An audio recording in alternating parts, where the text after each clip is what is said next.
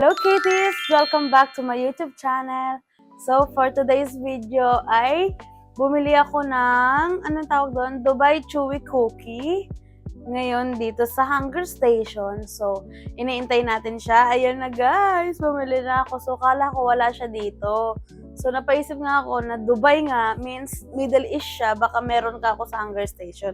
So nag-search ako sa Hunger Station. Ayun guys, nakita ko meron. Bumili na ako.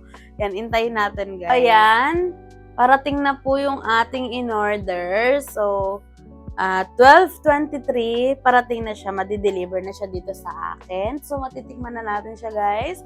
So, time check, 11:57 pa lang. Ayan, guys. 11:57 ng gabi. Ayan, dito sa Saudi Arabia. So, yun, guys. I'm so excited to taste it. Wala, kasi kailan pa ako nagki-crave sa kanya. So hindi ko mabili-bili. Sabi ko kailan ba ako makakain nito, baka pag-uwi ko pa sa Pinas, ganyan. So ayan guys, nakita na po tayo dito. Kahit mahal siya guys, binili ko. Kasi nga, para matikman ko na siya. Para makita natin kung sa susunod, bibili pa ba ako or hindi. Or i-crave ko pa ba siya. Or dahil gusto ko lang kasi hype siya, ganon. Ayan guys. So tingnan natin later. So ayan KTS. Malapit na po siya sa bahay namin. Time check. It's 12 o'clock ng madaling araw na guys. Ayan. Ayan na siya guys. So madi-deliver daw siya 12:08 or 12:23. Pero papunta na siya guys. Ayan na siya. Ayan. So, ayun na nga, Katies, dumating na yung ating Dubai Chewy Cookie. So, kukunin na natin siya sa pintuan, guys. Ayan, guys, kukunin na natin siya. Sabi ko kasi ilagay niya lang sa baba ng pinto namin. Ayan, guys, dumating na siya.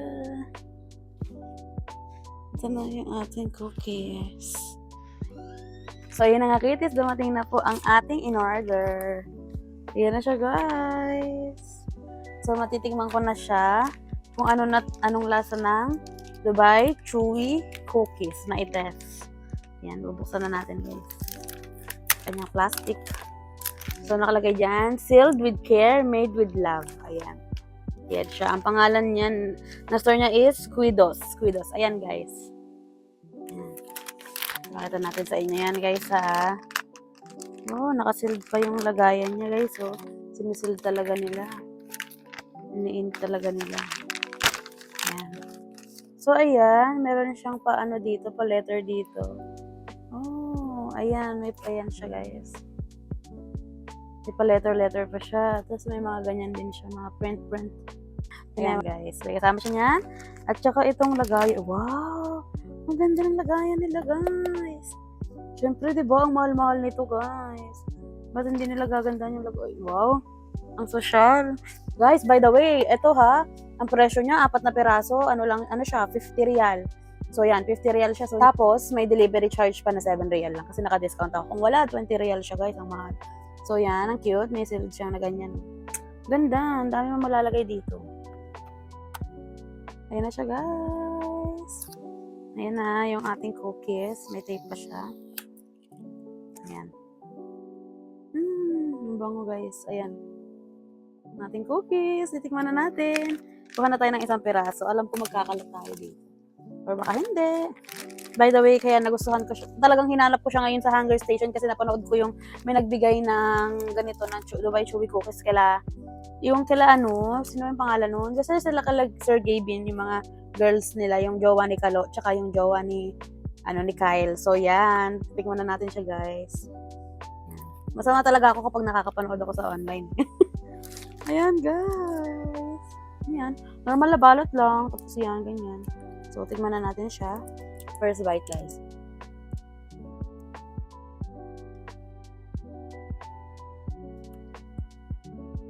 Alam. Guys, masarap siya. Ang harap yung loob niya. Ayun, ganyan siya, oh.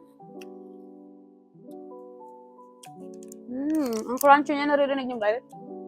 Ang crunchy ng pistachio niya. Yung kunafa niya. Hindi ko lang nagustuhan yung nasa labas niya. Kukuha ba yan?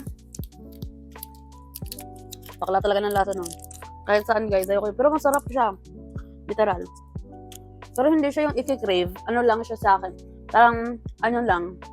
Siguro hindi palagi. Bibili, pero hindi palagi. Yung ganun. Pero masarap siya guys. Siyempre mahal din to, no?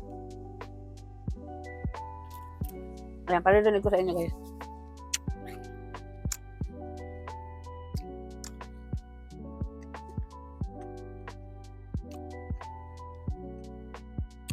Ayan guys, ganyan ka-crunchy yung pag-ano niya. Ayan guys. Parang hindi ko na siya kayang ubusin sa 4 pieces guys. Okay na sa akin yung isang peraso.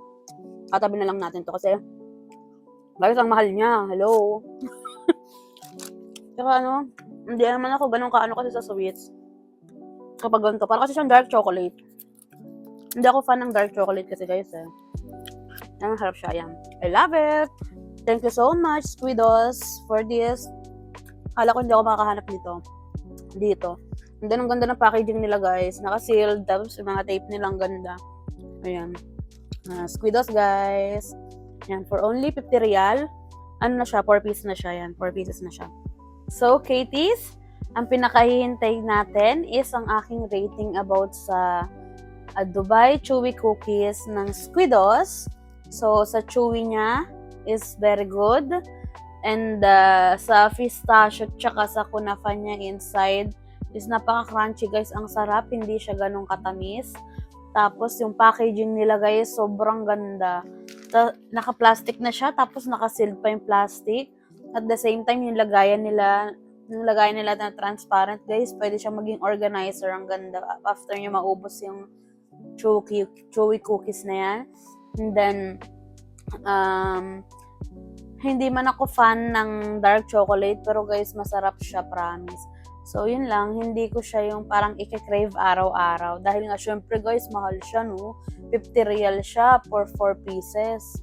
So, diba? Ang mahal talaga nun guys, pag-convert natin sa into peso, baka nasa 900 plus siya. Hindi ko lang din sure. Mamaya i-convert natin with a calculator. Ilalagay ko dyan sa screenshot guys. So, yun.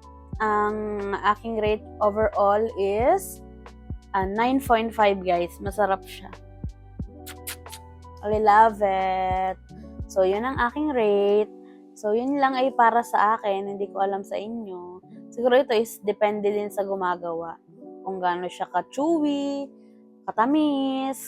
Ayan guys. So, overall rate ko is 9.5. Ang sarap. Thank you, ladies. So, yun lang. Thank you for watching, guys. Don't forget to like, share, and subscribe to my YouTube channel, my Facebook page, and everything. Thank you, ladies.